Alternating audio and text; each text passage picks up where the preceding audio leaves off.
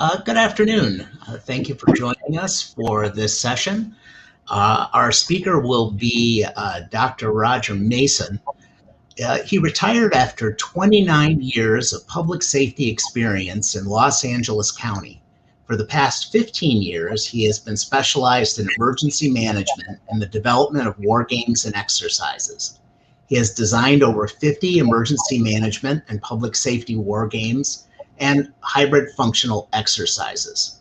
His clients include National Defense University, Penn State University, Georgetown University, the University of Hawaii, the U.S. Army, and the CNA Corporation.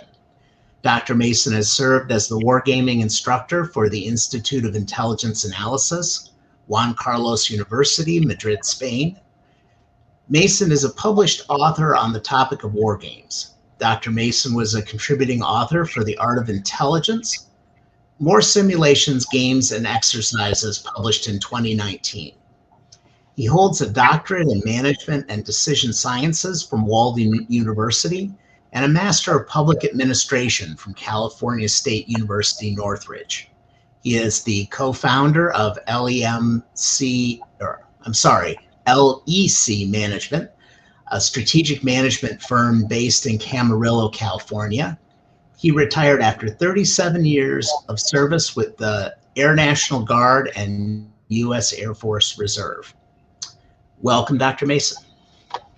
Well, it's great being here. I'm so excited. I want to thank everyone. Thank you, Sean. I want to thank everybody that has been putting this conference, or will be putting this conference on, especially all the people in the background pushing the IT front. And, you know, just last week, several of them, especially Merle Robinson, just spent so much time getting me ready to the point that I was able to get this going. There were some technical issues. So I just wanted to thank everybody. I really, really appreciate it. And they really deserve a round of applause from us. Well, welcome you everybody. This is the first day of the Connections Conference. Why are we here? We're here to talk about war games. And if there's one thing that war gamers know, it's how valuable war games are. But one of the biggest problems we have, and a question that comes up over and over again, is, okay, so what do war games do? What can war games do for me? For people that are not war gamers, you know, they're curious, well, what's really the value of it? And we're going to talk about one thing today, and that's experiential learning in war games, how war games can teach us through experiences. All right, next. Okay, and what I'll be talking about is the connection between experiential learning and wargaming, discussing a little bit about how adults learn, how we can optimize these experiences in our games, and finally, the importance of ethics. And one of the key takeaways from our conference is going to be wargaming and ethics, and I thought it was important.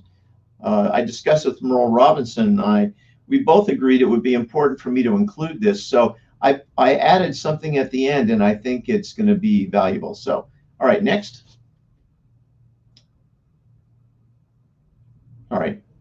What can we learn by playing games? We play games. We played games before. We encourage others to play games. But what can we really learn?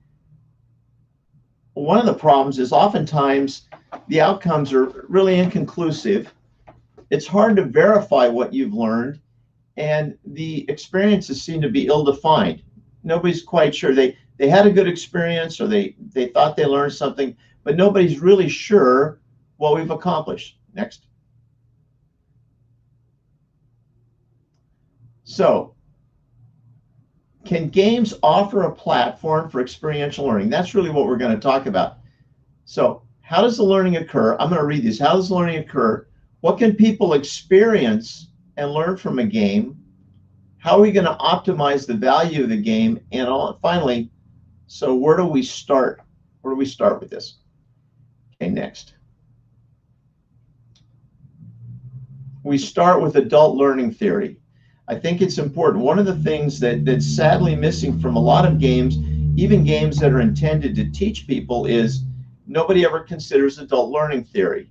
And that's important because if you don't understand how adults learn, it's going to be difficult.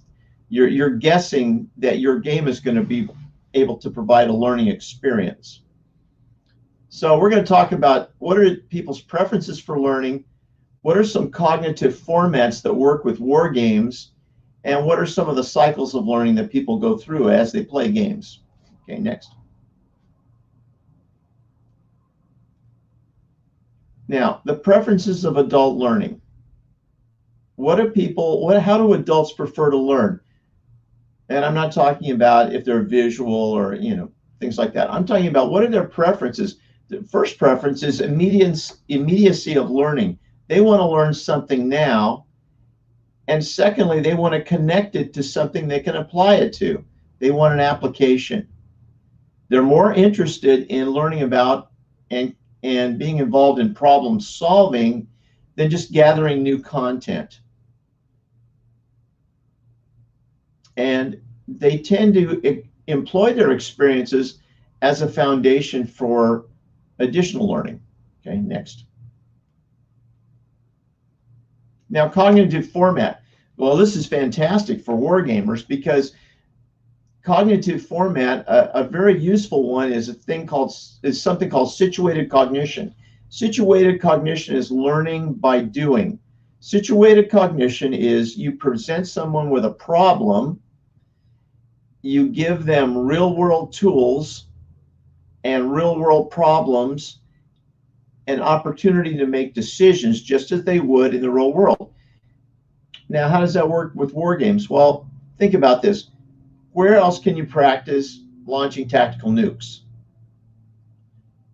Where can you practice commanding a carrier task force or an air operation or a battlefield? It's very, very difficult and expensive to do, but we can simulate this using war games. Next.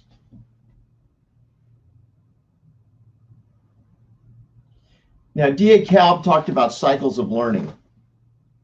And what he said was there are 4 cycles that people go through in learning. And he says it starts off with a concrete experience. People have an experience, and that concrete experience is something that they store for later use. They can reflect upon that. As they reflect upon what they're learning, they begin to be able to work into areas of abstract learning and abstract application and experimentation. And finally, they begin experimenting with what they've learned actively, and that leads back to more concrete experiences. So that's Kalb's cycles of learning. Okay, next. So can war games be adapted as a learning platform? I believe they can. Okay, next. The first thing that we can do with a war game, we can learn from a war game, is there are 3 layers, or multi-layer learning is possible with war games. And that's conceptual learning, domain learning, and applied learning. Okay, next. Conceptual learning. What's conceptual learning? Well, you're teaching concepts. For example, problem analysis, prioritization, threat determination, resource management. These are general concepts. They're not, possibly not directly related to a military simulation, but they're important concepts that are going to help you in playing that simulation and solving those problems. Okay, next. The second thing is domain learning. Domains provide the context for what people are learning about. It could be the type of game. Hey, this is a tactical ground game. Just before we started, we were talking about, a couple of us were talking about our interest in the First World War and naval warfare in the First World War. Well, you can do a war game on that and teach somebody a period domain and a historical game about what are the factors that were involved in this type of warfare. It could be something with technical domains. So what domains really do is they provide the context for your learning. Okay, next. Finally, how do we apply this learning? Well, that comes in the applied learning layer. and we take those skills and the understanding from the context of the domain, and then we use this to start analyzing and develop new problem-solving sets using this new skills and knowledge. Okay, next. So some people ask me, well, what's better? Is a computer game better or a manual board game better? What's better? Well, each type of game offers certain value, and so they're both valuable. So let's talk about each one of them as a experiential learning platform. Okay, next. Computer games. What are some of the value and advantages of computer games? Well, first is an automated black box. The integrated game mechanics all, for the most part, are run by the computer program, so you never have to worry about it. And really what a computer game is designed to do is it's related to the immersion of the player. The player experience is about immersion. You want that player to believe that they are flying the F-16, or they're involved in some real world activity using something that appears to be very, very real. And this is excellent for problem solving and skill and task rehearsal. Good example is several years ago, the Navy did put together a game on damage control. And a very interesting game because it was all built around problem solving and skill and task rehearsal. If it's this type of a problem with damage, this is how we solve it. And these are the tasks that we have to rehearse, or these are the tasks or the procedures we're going to follow to solve these problems. A computer game is excellent for something like that. Okay, next. Now, how does game immersion work? Well, over, you see in that blue circle, that's a computer gamer. As they approach the game, there's a computer simulation or a game, and they're going to solve problems, and they're going to rehearse skills and tasks. And the one thing about this is it's kind of a closed loop, because when it's over, everything goes back to the computer gamer. He gathers those experiences and the problem-solving skills and knowledge that he's gathered. It goes back to them so he can play a new game, work on a new problem. Okay, next. Now, manual board games. Oh, here's a picture of somebody who'll be speaking later in the week. Our distinguished colleague, Joseph Miranda. Now, manual board games requires a manipulation of game system and mechanics. You've got to do the work of the black box. You roll the dice, you check charts, you make determinations. But the difference between a manual war game and a computer war game, I believe, is a manual war game is about engagement. You're engaging with the game and you're engaging with other players. And what this does is it encourages socialization. Okay, next.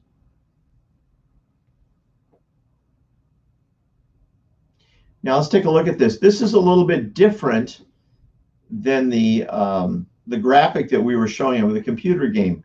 And what you see here is at the beginning, you've got 4 different players. Each one of them brings their own skills, knowledge, experience, and they can come together at a collaboration point before the game begins. So they play the game. They have some experiences. They learn some new things. And when they complete the game, they can collaborate once again on what they learned. They cross-validate with each other. If they made assumptions, they can test those assumptions. And when they finish, they are now in a stronger position with more information, and they're ready to move forward. So the development, what you're really developing is you're developing synthetic experience as you go through this. And we're going to talk a little bit more about what synthetic experience is. But application, it enables you to handle new future problems. Okay, next. So engagement is open system. players learn from one another and develop experiences in an open system like a manual war game. They immediately apply new skills and knowledge as they go. They can be developing that because they're interacting, they're collaborating with the other players. And instead of a closed feedback loop, the manual game offers really a growing learning collective. And it's interesting. It's almost like artificial intelligence, where what the players are bringing, they're using that to further discriminate and evaluate new information together in new ways. Okay, next. There's also the enrichment of socialization. What does that mean? Well, it means when you play a game, you learn from other players. That's useful. And you test your assumptions against a group. When you are playing a game against a computer, you're testing your assumptions against that computer game. In this case, you can do it as you play with the other players, and it encourages validation, because not only are you testing your assumptions, but when you've made a decision, as the game moves forward, you can cross-validate with each other as you discuss why this occurred, why was this successful, why was this not successful. And that's really, I think, the value of socialization that's possible through manual war games. Okay, next. Now, some people say, well, Roger, can't you do this with a computer game? Yes, you absolutely can do this with a computer game.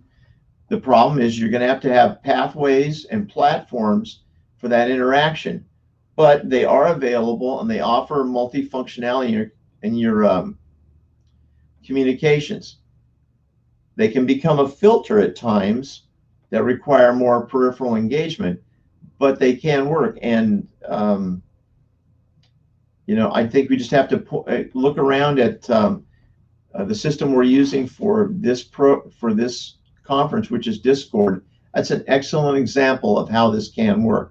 It can be done. It's just a little more difficult, and it's not as quick as setting up a manual board game, obviously, but it can be done if there's no other way to approach it. Okay, next.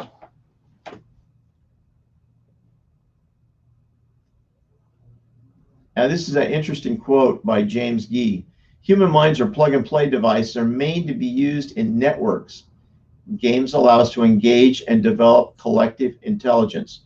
That's really what we're spanning now. Is we just talked about the value of manual war games and collaboration points, and now we're talking about how we can develop collective intelligence through these experiences with the other players. Okay, next.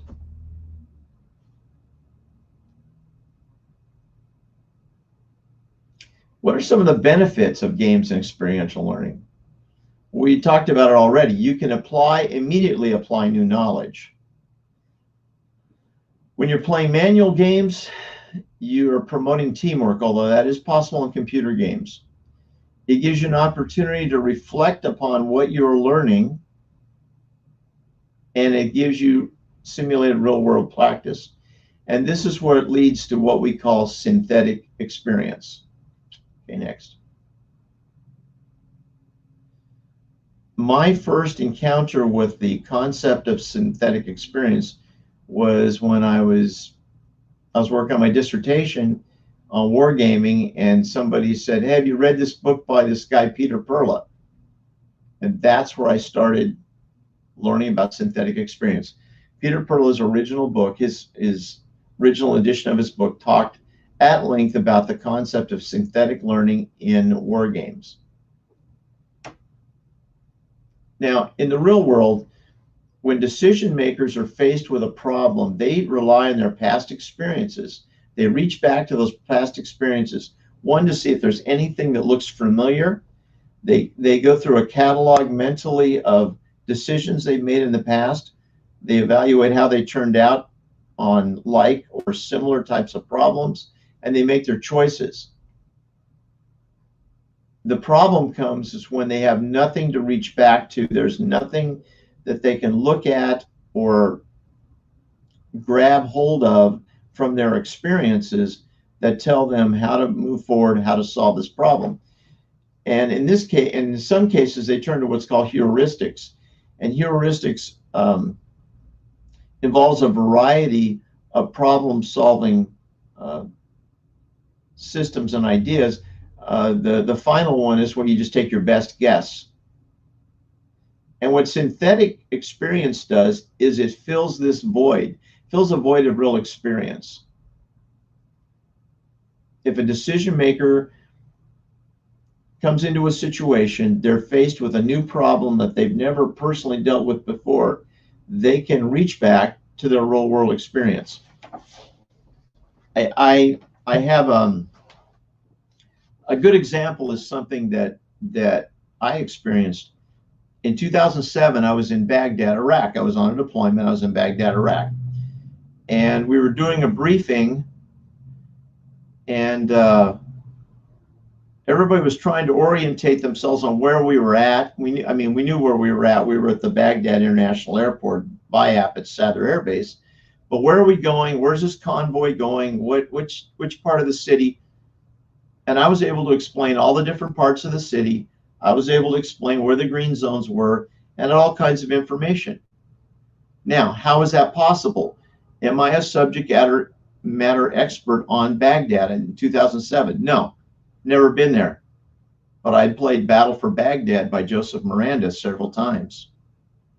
And after playing that war game, the most important thing that I remembered from the war game when I was sitting in that briefing is I could visualize in my mind what that map of the game looked like. And I was able to show in a simple diagram in the briefing, well, this is where we're at. This is the center of Baghdad. This is where the bad guys are. This is what's going on. And everybody was amazed. And it all comes back to an experience I had from a war game. And that's a real simple example of synthetic experience. Okay, next. Another thing that game experience does for us is it helps us to develop cognitive skills. Why are cognitive skills so important? Because they're fundamental to learning, and they improve our ability to make choices. If we're talking about designing games or having people play war games that provide experiences they can use in the real world, we want to be developing their cognitive skills, because that will be an important concept that they will need moving forward. Okay, next.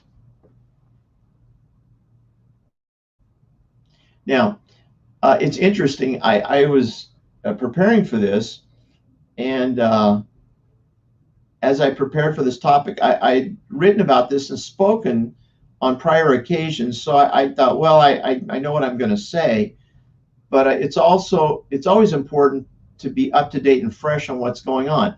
And I stumbled across this study from NYU, Dr. Richard Aram, and a study that they had done indicated that students that had a curriculum that included games seemed to learn faster and engage quicker than students with just a conventional curriculum. This is a picture was taken over in Spain at the Graduate Institute over at Juan Carlos University. You can see students are playing a war game. Okay, next. So what can we learn from manual board games? You know, there some people, I have heard some people say things like, oh, people aren't interested in manual board games. It's funny, before I drove down here to my office to this presentation, I got a call from a potential client, and they said the same thing that they always, when they call me, always say, we've got a problem. We'd like to do a game to work on this problem and give everybody some experience dealing with it. So there's still a tremendous interest in manual. I said, well, are you asking for a computer game? They go, no, we want a manual board game. So there's still interest in it. There's 4 things I think we can learn. Basic concepts of simulation gaming, which are important. How games are designed. some topics within games, and some abstract concepts. Okay, next.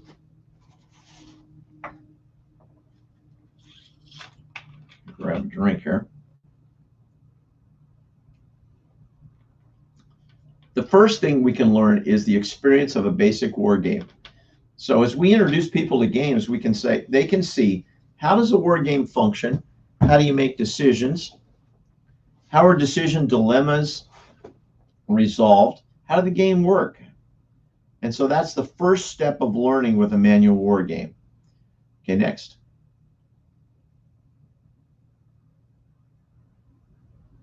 Classic war games and the experience of game design. Classic war games are very, very, very valuable. I've got a corner here in my offices where I've got all my games stored. Recently I got rid of a bunch of them, but I kept a lot of them, and I kept all my classics. And they're very, very valuable because for new gamers, it's easy for them to understand and see the concepts of game design. We talked about a black box in computer games. There's a black box with even something like Africa Core, but it's very small and very, very simple.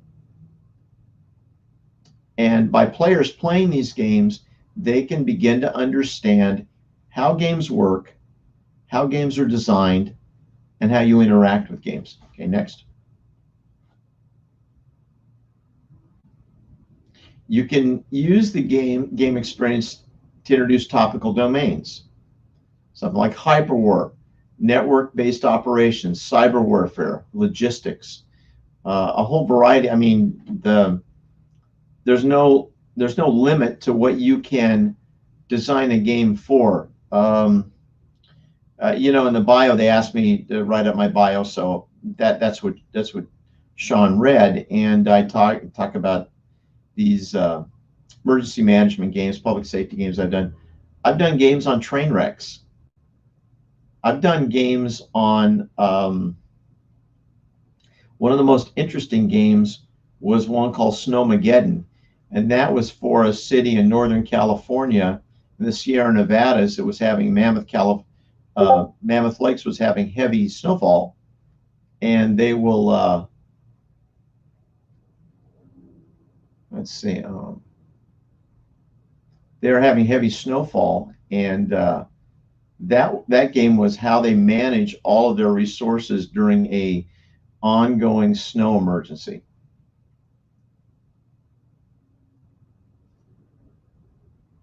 Okay, next.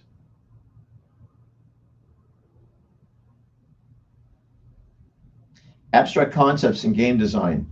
Concepts that exist in thought, but don't really have a physical or a concrete existence, can be wargamed, and you can provide somebody a really valuable experience with something that's very, very hard to put your hands around. This is part of a concept design, something we worked on, Joseph Miranda and I worked on. Joseph Miranda came up with the idea of wargaming in cyberspace, and in this particular game, you're able to move from the open to the dark web in combat. And in this picture, part of the board, people are in the open web, and part of them are fighting from the dark web, and there's abilities to move back and forth. It's very, very difficult to explain this, but when you play a game, it becomes very, very simple to understand it. Okay, next.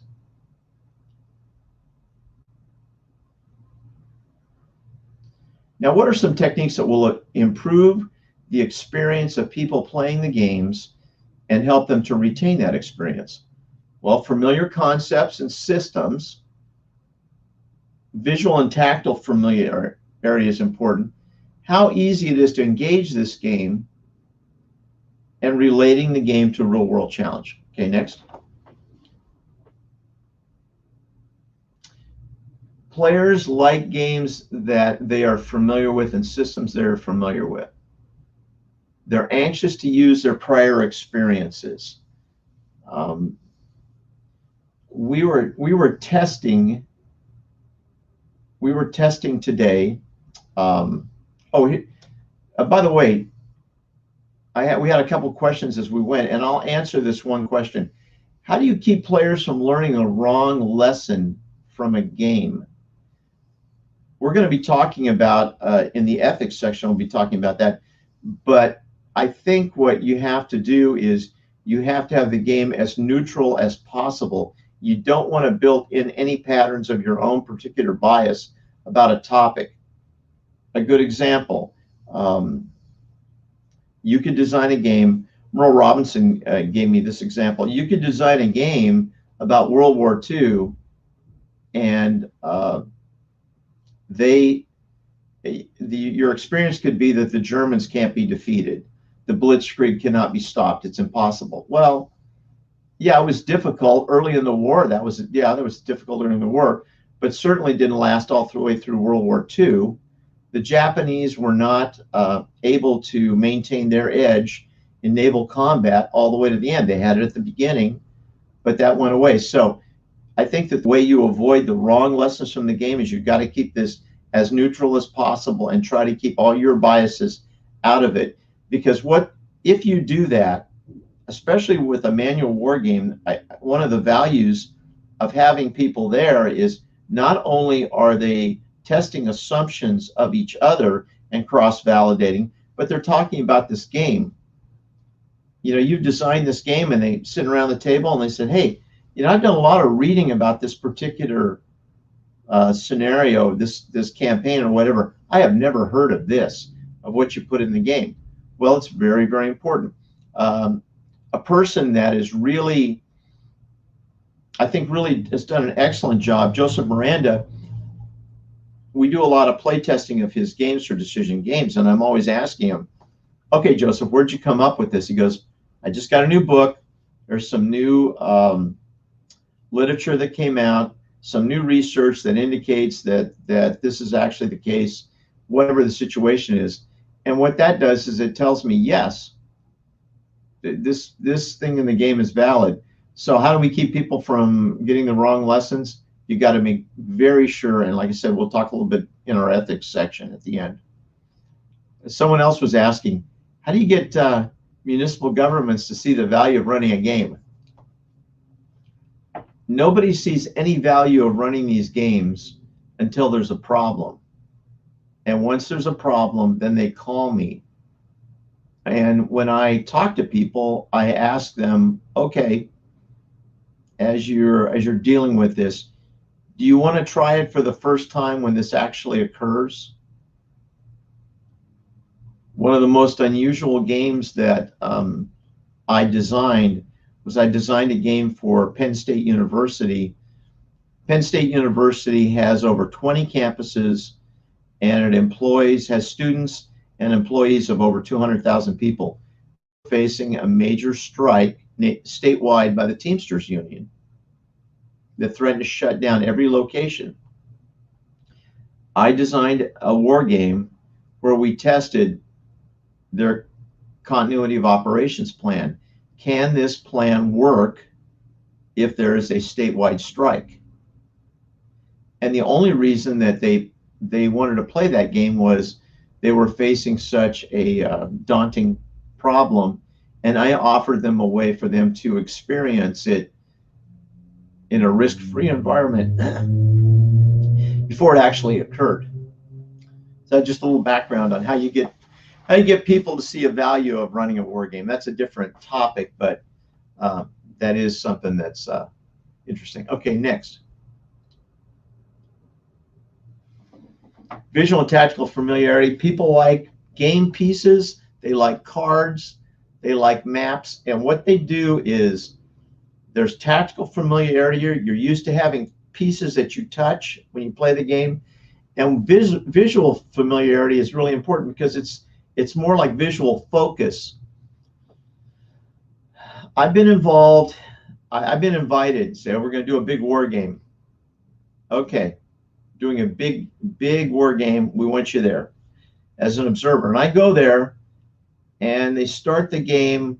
They put up one PowerPoint slide that says something bad has happened, and it's got just like maybe a couple lines, something bad's happened. And then they pass out 3x5 cards to each one of the players that says who they are. And then they pass out a single sheet that gives them a little bit of their scenario. I've found that those games like that are not that successful. And what are they lacking? They're lacking visual focus. When a good example is in the Penn State game, there was a lot of stress for all the people involved. I mean, Penn State is one of the largest employers in the state of Pennsylvania.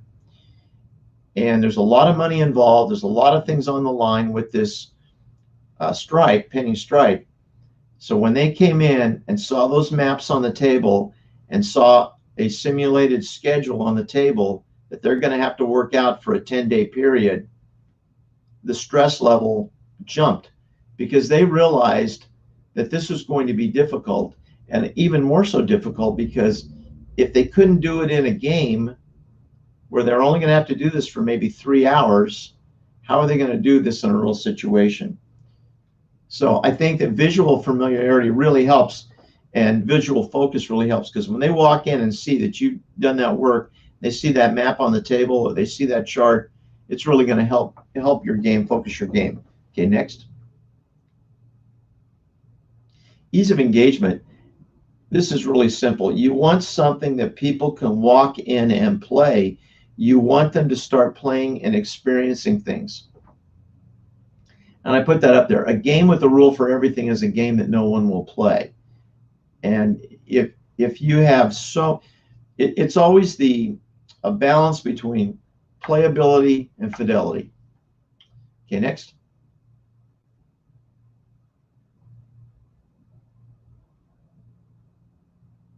All right. So let's put this together real quickly. Several years ago, when I was teaching at Juan Carlos University, I encouraged them. I said, I want to use war games in our curriculum. Now, these are graduate students that are going to be trained as intelligence analysts and go to government and private industry and the military and different locations all throughout the European Union. Okay, next.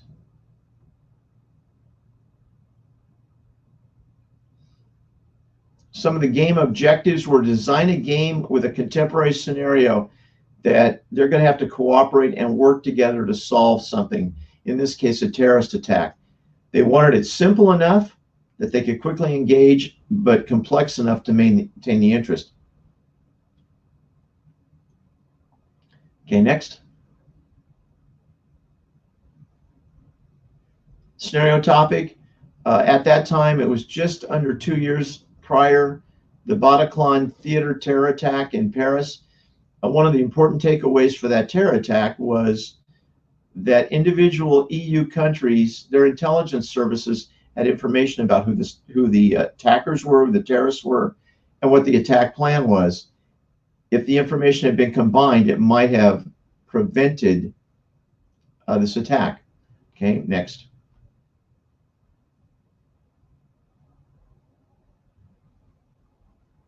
So what this game was about was using this intelligence and working together. We used two-person teams. Okay?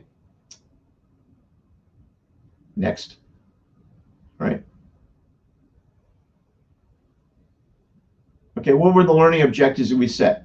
How we prioritize threats, organize, employ resources, and do cooperative gameplay versus individual success. And one of the things that this did, and this relates to a question that came up, is how do we pick the things we want the students to learn, and how do we go beyond just the typical winning? And in this case, this is exactly what we did. What we had in this game is there are certain things that emerged out of the game. There were certain aspects of the victory conditions that emerged as they played. Okay, next.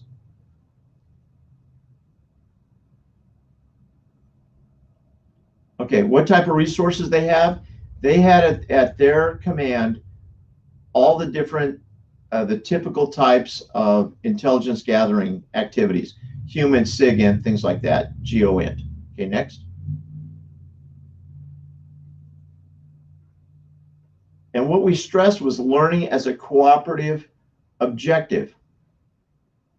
The way the game was designed, and for the gamers, is any of those teams could play to win, to gather certain information. By gathering that information, they reach a point where they won the game. The problem is there was a constantly moving stability index. And if the stability crisis index failed to the point where there was a terror attack, then everybody in the game lost. So you could play to win on your own, but you had to keep an eye out, because if things got too risky, it might suddenly topple over the edge, and then all the players would lose. So we really valued the idea of cooperation as a learning objective. Next. We used visual and tactical familiarity. They had a game board to play on. They had poker chips, and they had cards, and the cards were used both cards that could be drawn, like the crisis stability deck, to see if the crisis had gone up or down, and also cards that they could play in suites. Okay, next. How was the game used? We did a 2-day seminar. First day, students, we talked about the topic, we talked about the game and the concepts and the rules of the game. On day 2, the students spent the whole day and they played the game several times. Next.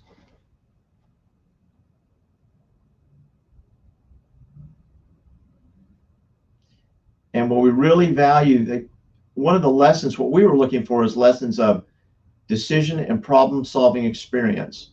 There's a very, very high risk potential. And so in this case, in a lot of cases, some people will be winning and suddenly the crisis index would surge and they had to basically give up just to keep the game going. Okay, next.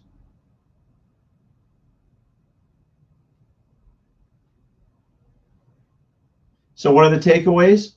The distance between stability and crisis can be short, and any cooperation is going to be valuable as you move forward, that you can combine intelligence activities,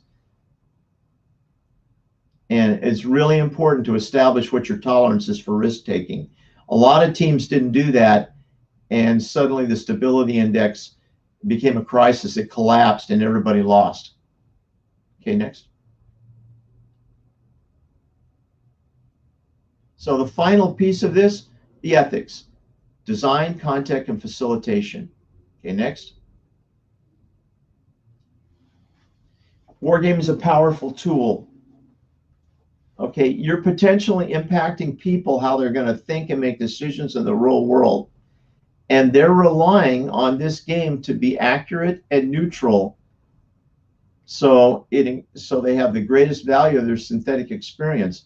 Our ethical standards require that what you're teaching and what they're experiencing is free of your bias and personal opinions. I've been to a lot of games where people had a strong belief in how things should be or how the world was, and they put that into their games. So as a game designer, you've got to leave that at the door when you start designing your games. Okay, next. Okay, our summary. Yeah, final. Go ahead. People learn from their experiences. They learn in a real way, and they also learn in a synthetic way. They can learn in a synthetic way. Next. Games are a perfect experiential learning platform. They're risk-free. You have an opportunity to test and develop problem-solving modalities. It's a great system for collaboration, and it gives you an opportunity for experience sharing and feedback. Next. And the real value of the game depends on the ethical standards of the game designer and facilitators. Game experiences have the potential to lead decision makers astray. Okay.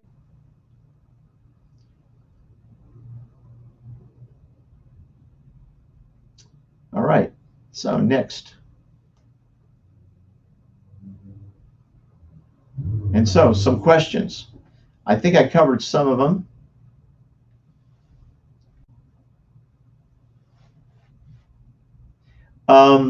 Yes, it says okay, everybody can see this. Have we had an issue with Wargames who have Wargame experience? Yeah. Yes, because what happens is wargamers tend to wargame to win and not behave in a real world example. A good example, Joseph Miranda and I are, sometimes just for fun, we're playing something. We're playing South Seas Campaign from Decision Games. And I mean, we play it till there's not an American ship or Japanese ship left on the map. That would not have happened in the real world. And what that's going to do is that's going to skew that experience. So if we're playing for fun, it doesn't matter. If we're playing to develop real world experiences, that's something you got to discuss before you start. If somebody comes in, you got one guy, one woman, they're a big time war gamer, then you have to talk about that a little bit and say, hey, what we're here for is we're here to learn to solve a problem and prepare for problem solving in a real world situation. So it's not just about war gaming. Now, what happens with non-gamers? With non-gamers tend not to, they will not ask questions, hey, I don't like that die roll, or can this weapon system really do this? But they have a different issue. I've had games where the players didn't want to stop. We said, I think we played enough. Let's talk. No, they want to keep playing. They think they can still win it. So their engagement level reached such a point that they did not want to disengage from the game. So next question, if we have any more there.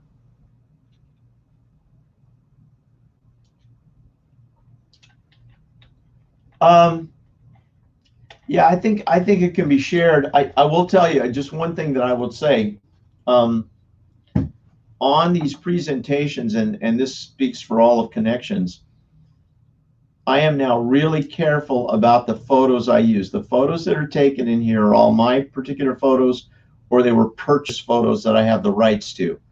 And you just have to be careful with this. So yes, I think it can be saved. That's fine. Hopefully, I'm sure there'll be somebody somewhere will scrub Roger Mason out of this, and if they do, I hope they get a lot of credit for the presentation. But yes, I think it can be shared. Okay, next.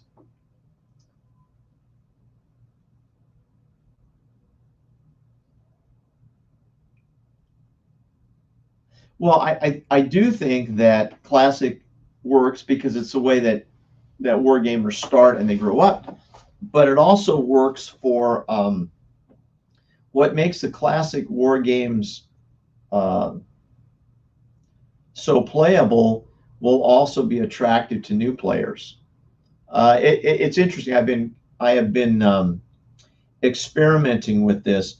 I've got one grandson that's very interested in games and war games, and I bought him. I bought him a couple Avalon Hill games off of eBay. And the reason is because they're simple, they're to the point. I bought him a copy of Bismarck. They're simple and to the point, and he has enjoyed that very much. It's a great starting place for him. But I also think that there's some real value as games have evolved. There's a lot of game systems and game ideas. We don't have to stay where we were at in the 1960s. There's a lot of great things that have been developed and are still being developed. I mean, we're working on something that I'm working on right now is the idea of artificial life solitaire games. That wasn't something that Avalon Hill ever considered. Joseph Miranda's working on games without maps. They just have displays. That's not something that was done in the 1960s. But I think that all of these ideas we had grew out of where a classic war game started. Doesn't mean we have to end there, but I think that's probably why current war gamers like it, and I think why new war gamers will enjoy it.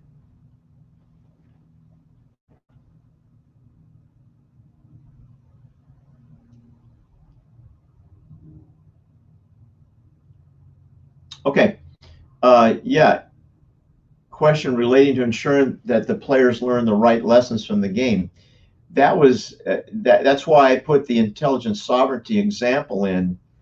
Um, there was a mechanism in the game that you could play as a two-person team and win the entire game yourself. But what was also built in there was a high probability that problems could develop that you might not be able to win that game before the crisis index started to slip. And that's what we saw over and over in the game. And what it did was the players learned it's more than just winning. It is about, in this case, cooperating and coming up with a solution that involved all of them. They needed all of them. In the intelligence sovereignty game, you have to have all the players have to cooperate once things get bad. Now, if you're lucky, you can quickly carve out a win very fast.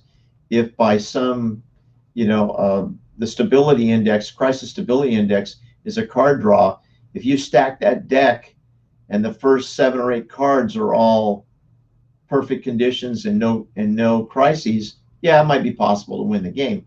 But when you randomize the card deck, that is not possible. And we proved that in multiple runs of the game. So that's an example of how in that particular game, there was more than just winning. It was really surviving and preventing a catastrophe. Okay, next.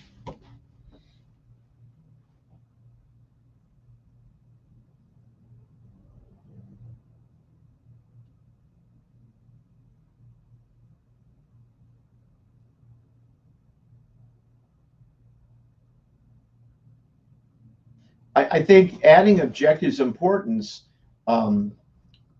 you can use that in your game.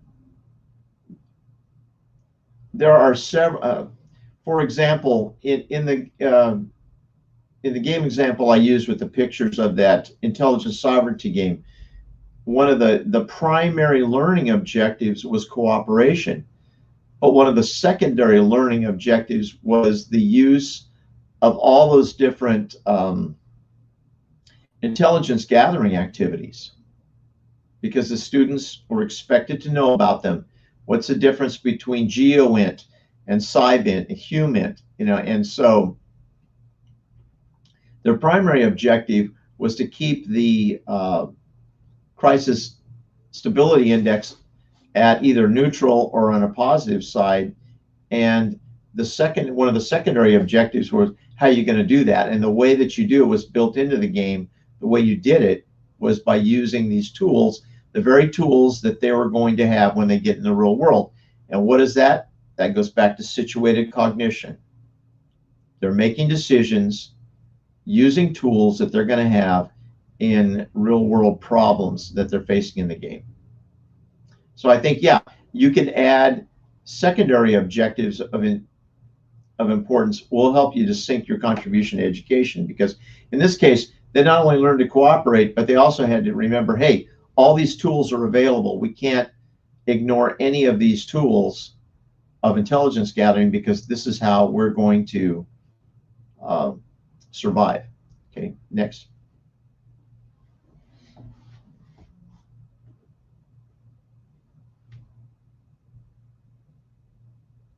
Yeah, that's a real problem. The idea about games being more and more immersive. What I'm looking for, what I think is valuable, is I'm looking for emergence.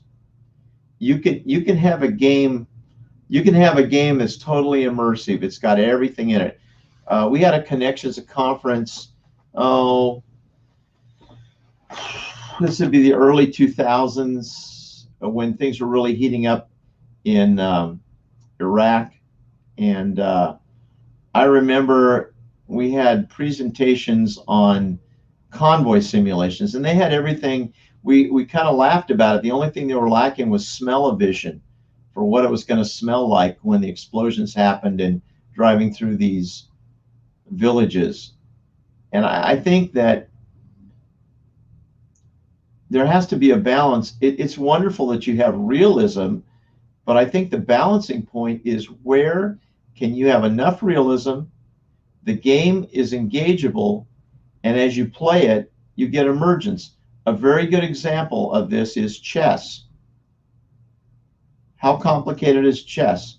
A white and black checkerboard in rows and columns. A handful of pieces, and yet extraordinary amount of complexity comes out of the game. It emerges from the play.